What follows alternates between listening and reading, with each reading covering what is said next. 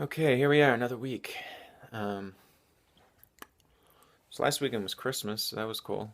I liked Christmas. Um, yeah, I don't know. I don't really have a ton to report right now. Went to the doctor yesterday. I was kind of stoked about like continuing dropping down on medications. That isn't happening. Um, Kind of with good reason. I'm going to Mexico for 3 weeks and then Peru for 3 weeks, and you know, it's odd the doc said, let's not be reducing it during a period of instability, which is me traveling to other countries, which is completely rational. Um, being thrown in a Mexican prison, or actually in Peru, I don't know much about Peru. I think there's a lot of shamans and stuff down there in the rainforest. So they might have shitty prisons also, but maybe, having a psychotic episode in Peru would be like maybe that would be like something great. Doubt it. So, Doc felt that reducing meds further during this instability time would be bad. Oddly enough, I think that like I'm somewhat miserable in my current, which I guess she's considering to be stable, but I'm not really. I mean, stable, but I'm not really enjoying myself lately. That'll be cool. Doing some traveling. Um, Fucking dog won't shut up. I'll tell you. You know what? I'll take this as my 30-second public service announcement to say, people who love animals, quit owning fucking dogs. So there's nothing more depressing than starting your day off by taking a fucking leash around an animal and walking them around and dragging them by the fucking throat. That's why I don't own a dog. Um, but I like animals enough not to fucking eat them. But I also would never own one for the same reason. Uh, I don't know. A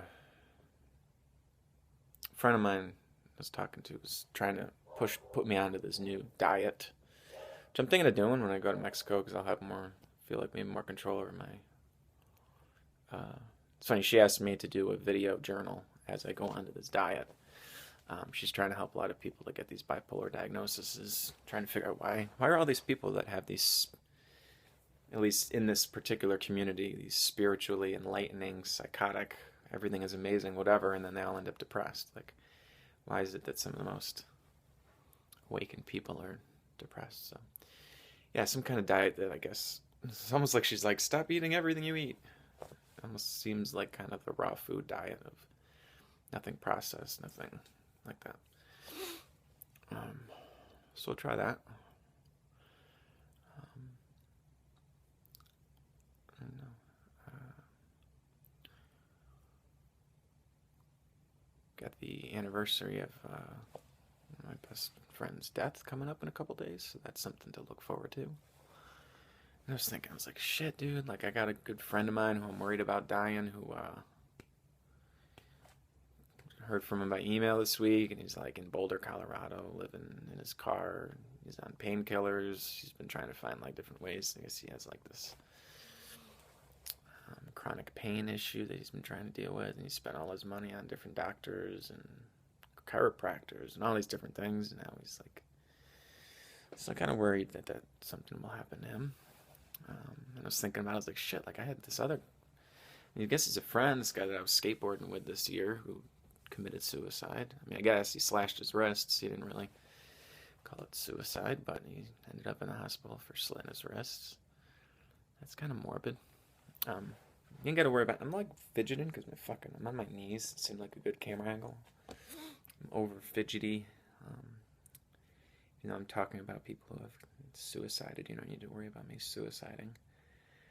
Um, I've never really felt that. I always have this optimism for the future, which in some ways is not necessarily a good thing because that's also not really living in the present. I have like this eternal optimism for like the future, and I'm always kind of living in the future, which is not a good way to be. But at least it doesn't result in hurting yourself. If you always think that things will be better in the future, it also means you're completely unsatisfied with the present. I mean, it's like I'm not even like excited to go to Mexico and Peru. I'm more like paranoid that I'm not going to be happy there, as opposed to being excited about it. I'm like afraid that I'll be just as fucking unhappy as I am here. Um, so there's that. And yeah, I guess this is. So if I didn't drop my medication down at all this doctor's appointment, that means I'm gonna be gone for 6 weeks. So like, just keep making these stupid fucking videos. I don't know. We'll see. But there you go.